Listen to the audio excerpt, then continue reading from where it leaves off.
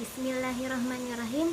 Rabbi syrah li sadri wa yassir li amri wahlul 'uqdatam min lisani yafqahu qawli.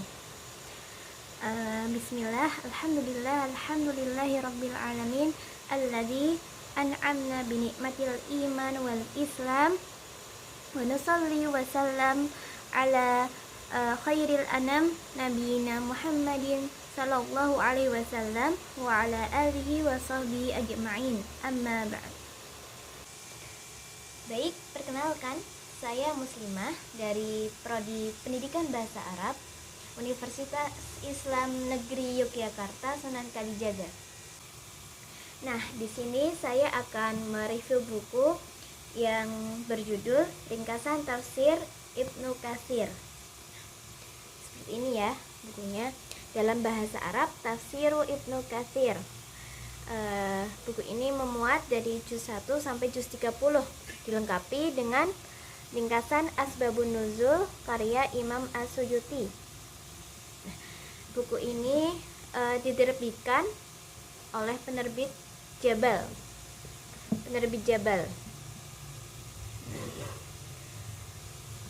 Buku ini hardcover ya. Hardcover dengan sampul berwarna dasar hijau tua. Seperti yang tertulis di judulnya, kitab ini ringkasan tafsir Ibnu Katsir.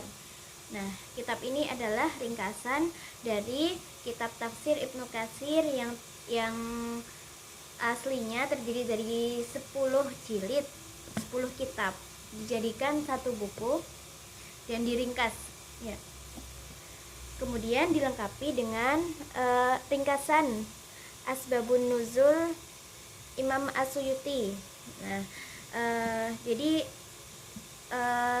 buku ini, kitab ini adalah gabungan dari dua kitab, yaitu Tafsir Ibnu Katsir dan Asbabun Nuzul karya Imam As-Suyuti yang dijadikan satu dan diringkas. Nah, sebelum kita membahas tentang isi bukunya, mari kita mengetahui lebih dalam tentang penulisnya, yaitu Ibnu Katsir dan Imam As-Suyuti. Ibnu Katsir adalah seorang pemikir dan ulama muslim yang berasal dari Suriah. Ia merupakan penulis buku tafsir Al-Quran yang terkenal, yaitu Tafsir Ibnu Katsir, yang menjadi bahan rujukan di dunia Islam hingga saat ini. Selain itu, Ibnu Katsir diketahui menguasai beberapa bidang keilmuan seperti ilmu hadis, fikih, dan ilmu sejarah. Ibnu Katsir lahir pada tahun 1301 Masehi di Busra, Suriah. Nama aslinya adalah Abu Al-Fida Ismail bin Umar bin Katsir. Ia memiliki gelar lengkap Imam Ad-Din Abu Fida Ismail bin Al-Khatib Syihab Ad-Din Abu Hafs Umar bin Katsir al-Syafi'i al-Dimashqi. Ibnu Katsir adalah anak dari Syihab Ad-Din Abu Hafs Amr bin Katsir bin Daw bin Zara yang merupakan seorang ulama besar penganut mazhab Syafi'i. Di usianya yang masih sangat kecil, ia harus kehilangan ayahnya yang meninggal dunia. Kakaknya, Kamal Ad-Din Abdul Wahab, yang merawat Imam Ibnu Katsir setelah ditinggal oleh ayahnya. Pada masa awal pendidikannya, Ibnu Katsir sudah mampu menyelesaikan hafalan Al-Quran di usia 11 tahun. Selanjutnya, ia memperdalam ilmu qiraat kepada Ibnu Taimiyah, yang merupakan ulama asal Turki. Ibnu Katsir sangat beruntung pindah ke Damaskus bersama kakak yang mengasuhnya, sebab di kota inilah yang ia bertemu banyak ulama terkenal dan ahli dalam beberapa bidang ilmu pengetahuan. Hal itu pula yang sangat membantu Ibnu Katsir dalam mengembangkan pengetahuannya. Selain Ibnu Taimiyah, salah satu gurunya adalah Burhan Ad-Din Al-Fazari yang menjadi mentor utamanya. Ibnu Katsir kemudian belajar hadis dari dua guru, yaitu Syekh Najm Ad-Din bin Al-Asqalani dan Syihab ad-Din Hajar atau Ibnu Syahnah. Sedangkan di bidang sejarah ia belajar langsung dari sejarawan kota Syam, yaitu yang bernama Al-Hafidz Al-Birzali. Nah, selama ia belajar, para ahli yang belajar menjadi gurunya memberikan gelar atas kesaksian kepiawaian Ibnu Katsir. Gelar itu adalah yang pertama Al-Hafidz. Al-Hafidz ini diberikan karena beliau mampu menghafalkan Al-Quran dan melafalkan 10.000 hadis. Kemudian beliau juga dijuluki Al-Muhaddits, yaitu ahli hadis yang ahli mengenai riwayat hadis maupun diroyah. Yang ketiga, julukan untuk beliau atau gelar untuk beliau Al-Faqih, yaitu beliau ahli dalam hukum Islam. Nah, kemudian beliau juga mendapatkan gelar Al-Mu'arrikh, yaitu ahli dalam sejarah. Nah, pada masa ketika beliau menginjak dewasa, beliau terlibat dalam penyelidikan Sufi Zindik yang diziki karena menyatakan. Nah, dalam menafsirkan Al-Quran, Ibnu Katsir terkenal berkat pemikirannya dalam menafsirkan ayat Al-Quran. Metode yang digunakan adalah dengan menafsirkan seluruh ayat di dalam Al-Quran sesuai dengan susunannya. Setiap ayat akan dikelompokkan berdasarkan urutannya yang dianggap saling berkaitan. Setiap penafsiran Ibnu Katsir didasarkan pada hadis Nabi Muhammad. Ibnu Katsir memiliki beberapa karya dalam bentuk buku atau kitab.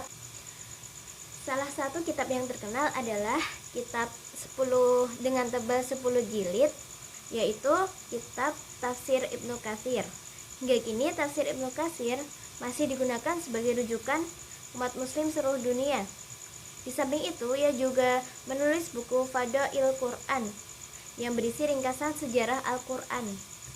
Sedangkan dalam bidang hadis, Ibnu Katsir menulis beberapa kitab, yakni Jami' Al-Masanid wa As-Sunan, kitab himpunan para periwayat hadis, Kutubus Sittah, kitab-kitab hadis. Bukankah Al-Quran diturunkan oleh Allah sebagai pedoman? Dan Al-Quran telah sempurna, lalu mengapa harus ada kitab tafsir? Nah, mengutip dari perkataan Quraisy Shihab, Al-Quran datang dengan kemungkinan-kemungkinan yang tidak bisa diartikan.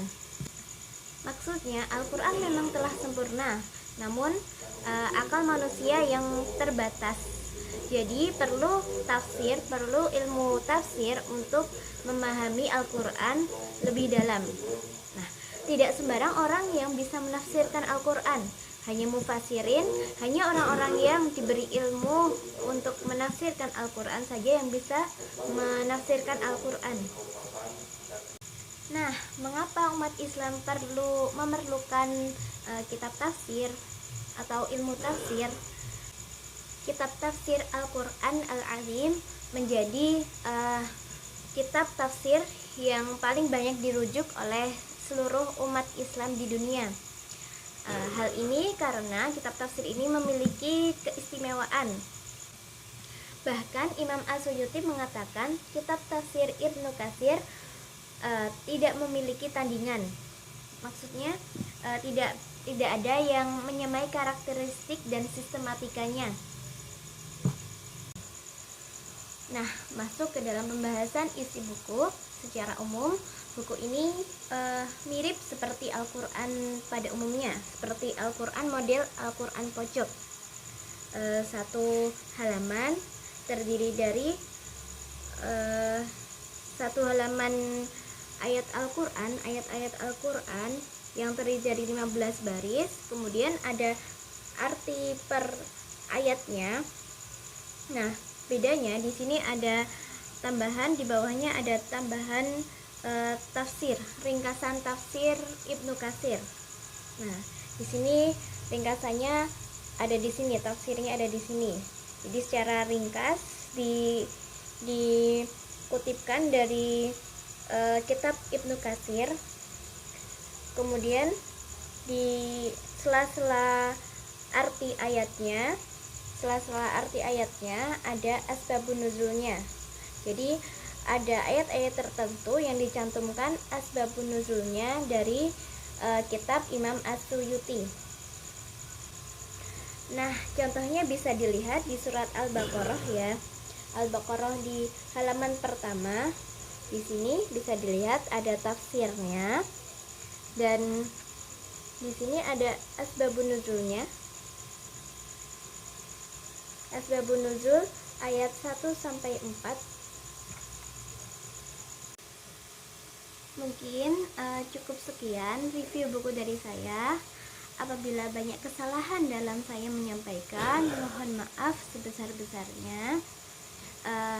Saya mengutip perkataan Imam Syafi'i, jika kau tak tahan dengan perihnya belajar, maka kau harus tahan dengan perihnya kebodohan.